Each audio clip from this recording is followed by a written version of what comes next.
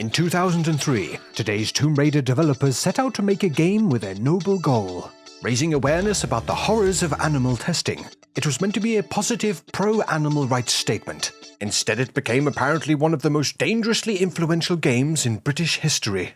Officially condemned by the RSPCA, the Police Federation, and even the House of Commons. And I know what you're most likely thinking. Bloody snooty British clutching their crumpets over just a bit of fun! Something I admit I thought myself. Well, until I played it.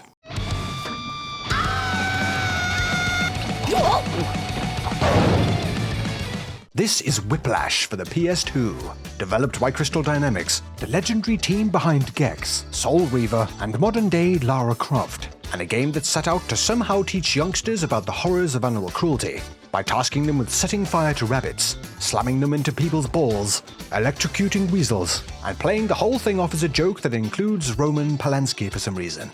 A tactic that I'm sure is about as successful as using the Holy Grail to teach medieval history.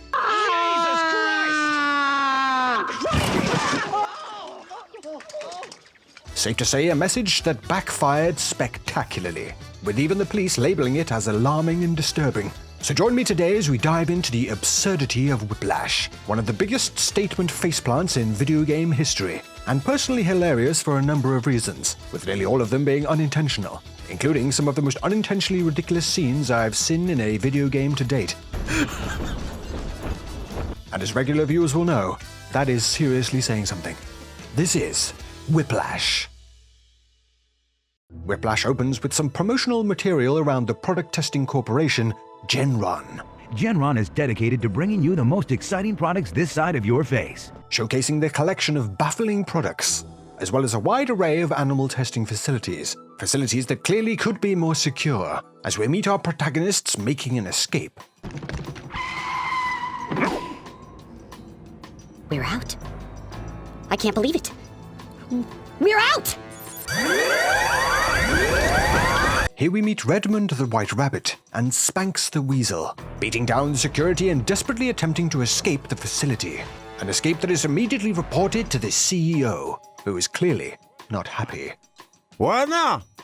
Animals? On the loose? You know the drill. Send in the hazmat hunters, pronto, or death to you, your wife, her aunt, your family's pets, your analyst, your second-grade teacher, your cartographer, and your Who the f*** has a cartographer? Rejoining the escapees, I could really use a deep tissue massage. they are stopped in their tracks by an ominous voice. Your energy, while admirable, is misdirected.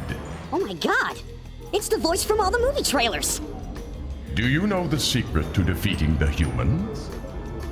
No, not really. Cut loose. In a world where a voice from the heavens tells you to cut loose. And evil looms around every corner. Time to move. Apparently needing to cut loose. The game begins proper, and we get a chance to get a hang of the controls, slamming poor Redmond into anything and everything to both escape and cause as much damage as possible, with the damage being something that is kept tabs on with a running total while working through the animal testing facility. Why am I suddenly thinking about Joe Rogan? Smashing through some vents, we reach without a doubt the most constant source of intentional and unintentional comedy in this entire game, at least for me. That being the game's frankly baffling enemy NPCs. Slow down, you move too swift for my legs. Clearly. With these NPC hijinks starting off slow until breaking me entirely later down the line. Pulverizing the balls of the scientist with a rabbit on a chain is a sentence I never thought I'd say. We reach further into the labs and find some more scientists playing some sort of game, firing hamsters out of a machine and sticking them to the wall, an experiment that the ominous voice chiming in once again urges us to stop. With this being something we accomplish by shoving our buddy rabbit into a machine and setting them on fire to use as a flame weapon, in a move that only a few minutes in makes the evil corporation look like nothing in comparison to this tit. Beating back the scientists, another obstacle stands in the way of disabling the hamster launcher, this time needing to short-circuit a fuse box nearby, with Spanx not missing a beat when doing so, making sure of course to bear in mind the "We hope that it raises positive awareness for animal testing amongst children." and definitely not carrying on like he's trying to make a Pixar snuff film.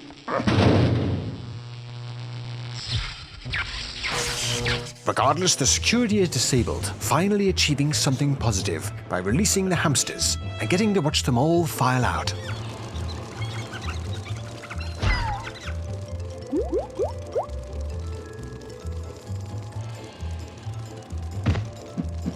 Why? With this also releasing a number of monkeys, apparently, as we get to watch the facility staff bravely flee from the now simian threat. Well, you know what won't try to fuck your dog or throw actual shit at your wife? The glory of the MitchManix Patreon, featuring ad-free, uncensored versions of the channel videos, a whole host of fully exclusive videos, behind the scenes, and of course, you getting your name in the credits. Head down to the description to find out more. Exploring deeper into the facility, the pair turn a corner and come across one of the rather potent elements of this adventure that ended up pushing me to the very edge of my sanity. The security lasers. Harmless looking at the moment. Easily moving past this area, we come across a showroom featuring the names of some of Genron's major players, including the bloated CEO we saw earlier, Frank D. Mann. Hitman. Littered amongst some of the products and machines Genron provides via their animal testing, such as the Fattress. Rest. You need it. You deserve it. But is your fat butt becoming an obstacle to a good night's sleep? Well, eat those cares away. Your good friends at Genron have developed the greatest body support on Earth. It's the Fattress. Yes, the Fattress. A hearing aid. Technology even allows you to block out words you don't want to hear. I never have to hear the word no again. We hate the French too. What does that even mean? And the Robo-Weasel. The next generation of man's best friend, the Robo-Weasel. It can tell you the date. It can tell you the time. It can tell you everything but the meaning of life. It'll even toss your salad. The Robo-Weasel will fight tooth, nail, and tail to protect you and your valuables. Prepared for that. Affectionate when you need love. Savage when you need protection. The Robo-Weasel... Smashing up these silly contraptions and cramming Redman Rabbit into yet another machine to open a door. Machines that are littered throughout this game, and I seriously hope are an attempt to hide loading zones, or I genuinely want several hours of my life back. We reach more of the customer-facing areas of the facility and get introduced to some of the game's mechanics, using stations to alter our rabbit pal in a variety of ways. That string around his foot is really starting to bother me. To buff up attacks and reach tricky places. Remember kids, animal cruelty is bad, unless of course performed by a psychopathic weasel. Using the helium to float up and cause another bout of destruction, we get a glimpse at the CEO, who is now growing concerned over the escapees. So much so that he fires his entire board. You're fired. Just before being interrupted by the ominous voice we met earlier. Set the animals free, Franklin. Set the animals free before it's too late. You're out of your mind. Do you know what would happen if I freed all the animals? We could make breakfast tacos. Nope, can't do it. Returning to Spanx and Redmond, they have made their way to the site's main hall, which will be acting as the game's primary hub, splitting into many sections of the facility. Hearing the ominous voice once more piping up to inform the pair of their mission, to restore power to the exit and reveal the way to freedom, with this not being the only character here to steer the pair, as a clearly highly experimental owl also shows up to point the pair in the right direction, with the owl informing the pair of the nearby guard that they will need to entice out with some food. That's the cafeteria. Chocolate lives there. Chocolate? Aren't we a posh owl? No one talks like that! As well as teaching them the platforming staple of whizzing something around to hover, the two set to work, eventually finding themselves in the cafeteria, a rather dangerous place, with one staff member in particular looking to take down the pair with exploding chili dogs. But luckily, we still have the game's tooltips to give us a hand. Oh, okay. Using their new ability to destroy the surrounding machines unleashed by the lunch lady, who for the game's first boss of sorts is remarkably well behaved in hindsight. Taking her down to unleash a torrent of chocolate, something that we of course drown Redmond in, to use to tease out the security guard and open up another area of the site. Don't you think I'm handling this pretty well? Did you know a weasel ate my mother? Weasels eat everyone's mother. Now with a goal to power up the exit, the pair must head first over to the endurance wing, once again filled with lasers, oddball scientists, Stop, I've got delicate... and of course some more animal experiments, introduced with another baffling cutscene.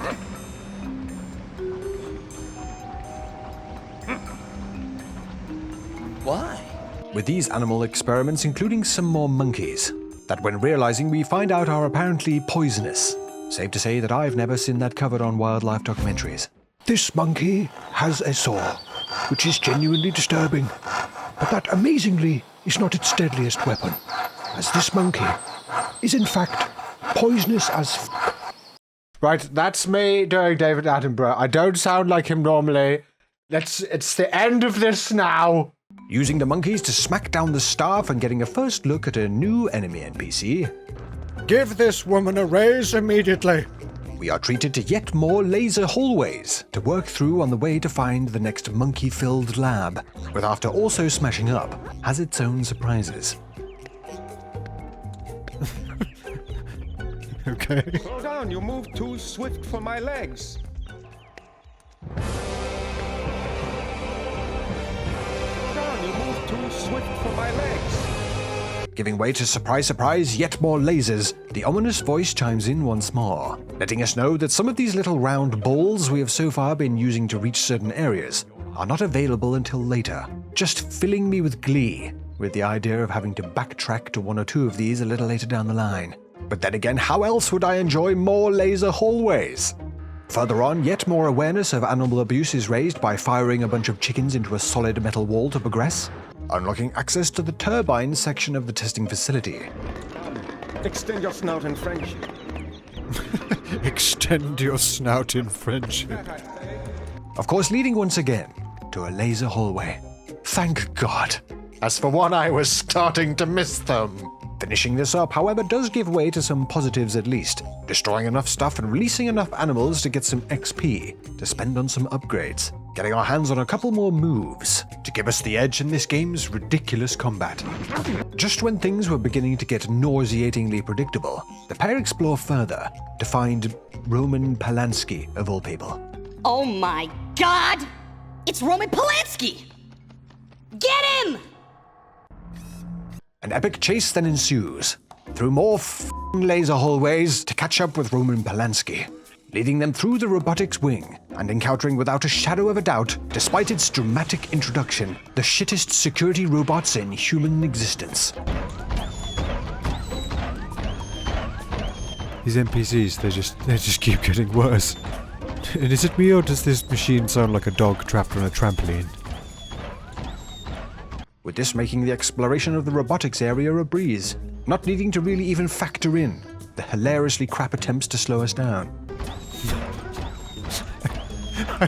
I've never seen anything so jovially incompetent in my entire life. He's shit, but he doesn't care. Making progress tracking down Roman Polanski. What? Battling through more of the ventilation area and encountering some slightly more competent enemies. Oh, good lord, that's genuinely terrifying. Hamster Krang. The pair then find themselves witnessing some sort of evil experiment firsthand, peering in to see a nurse and a bloke that looks like he should be advertising some kind of sour candy, preparing to deliver some shock treatment to a hamster, with the nurse intentionally leaving the machine unplugged and encouraging the animal to put on a good performance.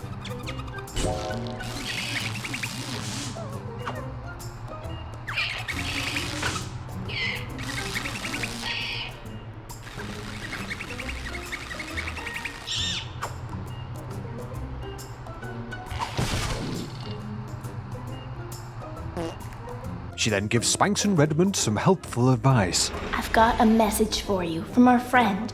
Skedaddle to the power center and get that elevator working on the double. We'll see each other again. Just don't get caught. Now with another ally on side. The pair set to work getting the elevator in the power center up and running once more, while I wonder how the hell the human nurse is able to speak to the animals in the first place. With this new objective, of course, giving way to encountering some new enemy NPCs to deal with, wondering just what buggy stupidity this stupid variety will bring with it. Oh, a new NPC! Wonderful. What absolutely ridiculous nonsense are you gonna do then? Oh. This game, I just can't.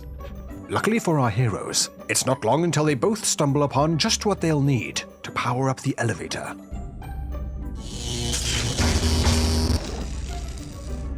You know how to read English? Yeah, me neither. Using the eels and another dose of helium to make it to the top of the robotics area and power up the elevator. Amazing! Incredible! Absolutely astounding! Let's see the other one. Excuse me? Oh, I'm sorry. I didn't realize you could hear me. Has something happened?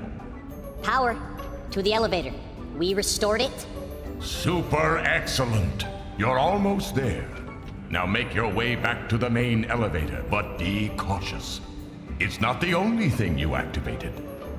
Making their way over to the elevator they just activated, the other thing they have just powered on makes an appearance, in the form of a giant mechanical spider. What the flying fuck this has to do with mattresses for fat people or hearing aids, I have no idea. But nevertheless, is quite the roadblock for the pair. If you need advice in filling out your last will and testament, it's too late. Needing them to put it out of commission, leaving a clear path to the next zone, ventilation, that unfortunately does not house any new NPCs, instead opting to recycle some classics. Oh, there it is. I wondered how long it would take until you bugged out too. Don't worry, you're getting closer. Any time now. Just look at that belly. Once again, putting the helium to good use, given all the fans now strewn about the place. Oh my god, that foot is still bothering me. Just take the thing off. The pair, remembering to smash up everything in sight, work their way through the vast ventilation rooms, all the way to the South Helmet Testing, an area that most definitely does not sound like a code name for a porno. It's here, unfortunately, I have to make an admission. I am utterly shit at platformers. If the last video wasn't evidence enough of that. Something that will only end up making this experience all the more harrowing as we continue, and I slowly lose my mind. Oh, goddammit! Working through the ventilation zone, dodging the chickens being fired at what seems to be an F-86 Sabre jet fighter, I imagine to test the impact of bird strike when flying, although I may be possibly giving the game a little bit too much credit, and could simply just be fire chicken out of cannon lol. Navigating the large turbine rooms, making using the helium ability all the more precarious, with all the wind blasting from below. Oh, damn it! We finally make it back to the main hall, and with it a chance to use the newly activated elevator, with a nice welcome message from the owl we met earlier waiting for us. Oh, well, isn't that cute? Look, I know this is an American studio that made this, but this is why I have to deal with that Attenborough nonsense. Because now everyone just thinks we're clones of Prince Charles with teapots superglued to our heads. Although what surprises me is that the developer was able to put down the cheeseburger for long enough to write that down. Ha! Taking the elevator down to the main elevator we just brought back online, the pair are in high spirits as they wander the halls marching towards freedom. We're gonna start a carrot farm. And find a lady rabbit.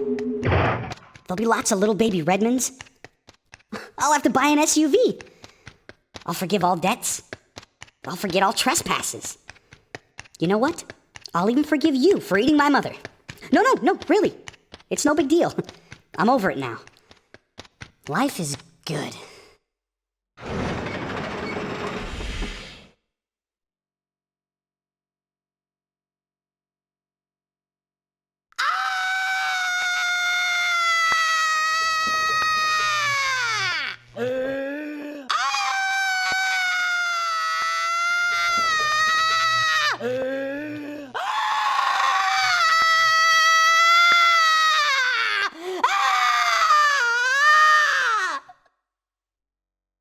Well, Redmond, I have to admit it's quite the achievement, making yourself look like the weird one, when stood next to and literally chained to this.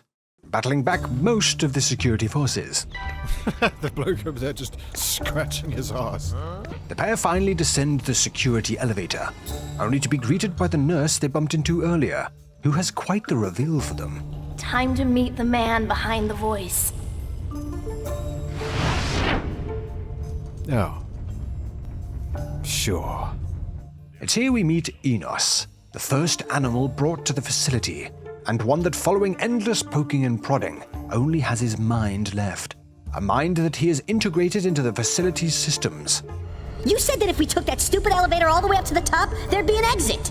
I never promised you a rose garden. I promised you freedom. I hate him. I hate you! Calm yourself. Enos explains the next steps in his plan to free the animals, to overheat the machines at the bottom of the facility and to cause the emergency failsafes to open up all the doors. A cunning plan for a chimp that honestly looks like a poorly conceived breakfast cereal mascot for the Special Olympics. With time of the essence as the humans close in, the pair escape once more to begin their new mission, beginning by making their way to the genetics area, an area filled with all manner of experimental fauna and wildlife, with some being rather aggressive. Oh, I see. They want me to blow it up with the thing.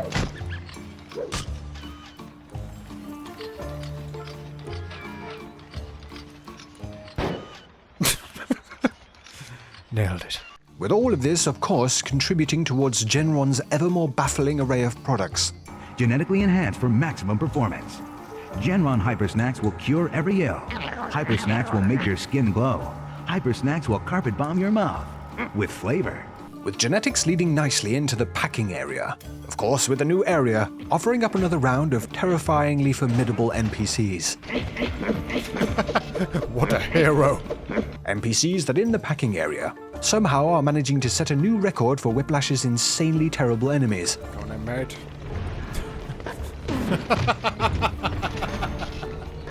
An NPC that managed the trifecta of stupid. Setting himself on fire, falling on his arse, and then bugging out on the terrain. With this being a record that incredibly will be knocked out of the park later on. Working through the packing area while of course failing epically while doing so.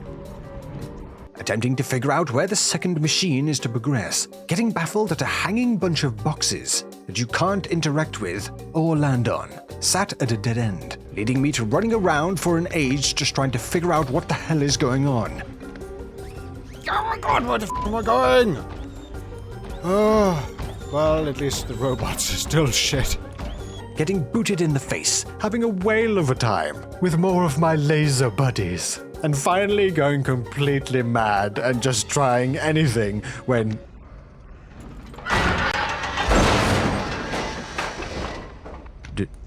just existing in that part of the level was the solution.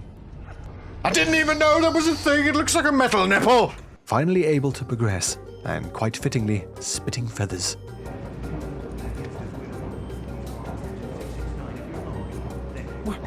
What does that even mean? The pair at last make it to the next zone.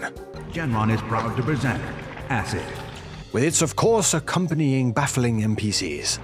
That motherfucker waving at me! With the acid zone being at least a fresh area to navigate. Well, mostly. Oh my god, I just found my new favorite room! While of course having some rather oddball methods of progression, with an example being Spanx apparently giving in to the voices, and stuffing Redman into a used laboratory to back up all the plumbing, and create a way to progress, not missing a beat, and drowning his pal in shit. Look at that face! He's such a psychopath! Overusing any of the quite literally millions of dollars worth of equipment he has destroyed already up until this point, highlighting yet again that animal cruelty is wrong. Unless of course you have an issue with your plumbing. Finding a way through the acid in the boiler rooms, the pair take on a hulking mass deep inside, that after taking down causes the overloading they were looking for, showering the area with fire and rubble. Clearly not having thought this through, however, as they are still both just sat right in the middle of it, but are luckily saved by the ridiculously posh owl, who after dropping them off safely escorts them back to his lair, and we are treated to a cutscene where the owl reveals his ridiculous plan. We are going to defeat the leader of the humans. And this place, here, around you, we're going to destroy it! No, really. I've got an army. I swear. Would you like to see it?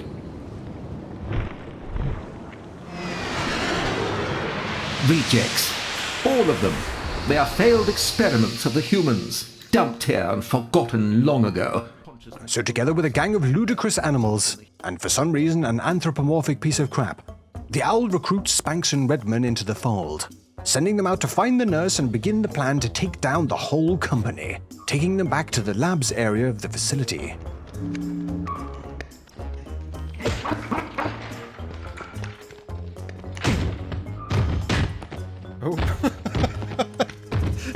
Every time! Finding the nurse, she provides the pair with a high-voltage upgrade, to allow them to use those other colored balls we saw earlier to access new areas, to collect a number of keycards to reach the executive area of the facility, and plug in the data cube to the company mainframe. Which all sounds like a good thing. I mean, how could it possibly be anything bad? Well, to achieve this, we will need to navigate the horrors of the backtracking segment to end all backtracking segments, having to work through practically the entire game again, just to hook onto one of those balls to reach a small new area, and a quote-unquote boss fight. Including Robo Polanski. Boss fights that, yes, are also not immune to the ridiculous shenanigans the NPCs seem to be infected with highlights such as phasing through the terrain, forgetting that they are in a game entirely and instead practicing their rugby line-out technique, or hilariously destroying themselves in the silliest NPC moment yet. Quick reminder, this is a boss fight.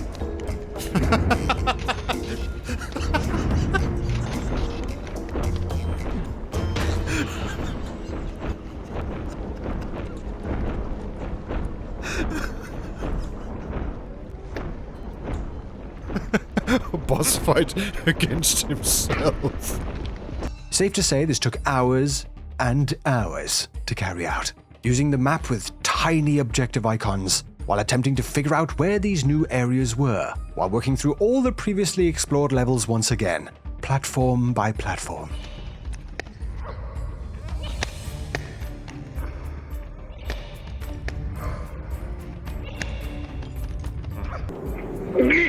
Of course, not helped at all by my total incompetence when it comes to platformers, especially ones that have a nasty habit of just throwing things at you, expecting the player to know that it's a hangy thing and not a standing-on thing. Ah! How was I supposed to know? Truly beginning to lose my mind. The bosses were eventually found and tracked down throughout all the previously explored areas. Oh, what? Yes, I'm literally using that now. Yes, thank you. Oh, great. Oh, right. So you f*** up me using the ability to stop and remind me to use the ability. This is about that cheeseburger comment, isn't it? I was joking! Until at last, the final keycard was collected, and it was off to the executive area. Wandering into the executive area, it was clear that this was the lap of luxury.